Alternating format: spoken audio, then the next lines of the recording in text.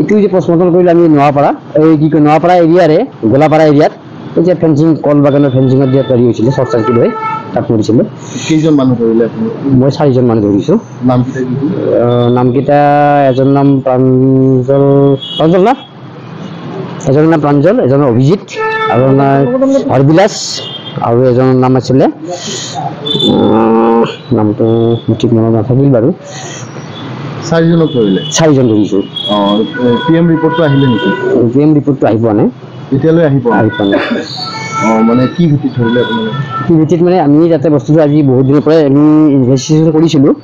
ত' গৈ আমি মানে ইনভেষ্টিগেশ্যন কৰাৰ পিছত বহুত দিনৰ পৰাই আমি হেৰি ৰাখিছিলোঁ আজি এই ঘটনাটো ঘটাৰ পৰাই। তাৰপিছত এইটো কালি আমি ৰাতিপুৱা তেওঁলোকক মানে আচলতে খবৰ ভিত্তিত তেওঁলোকক মেছেজ দিছোঁ যে আপোনালোকে এনেকুৱা মানুহখিনি আপোনালোকৰ অফিচত আহক।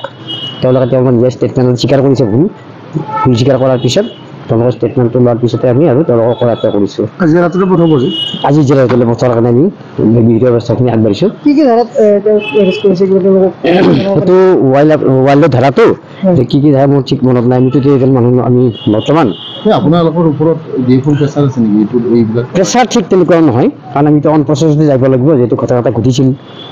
এখন আমি আচলতে বহুত দিনেই তাতে মতে স্পটতো তেওঁ ভিজিট কৰিছে যায়, গতিকে তেওঁ প্ৰেছাৰ তেনেকৈ দিয়া নাই, কিন্তু অন প্ৰচেছ আমাক চিষ্টেম যাব দিছিলে। ঠিক আছে।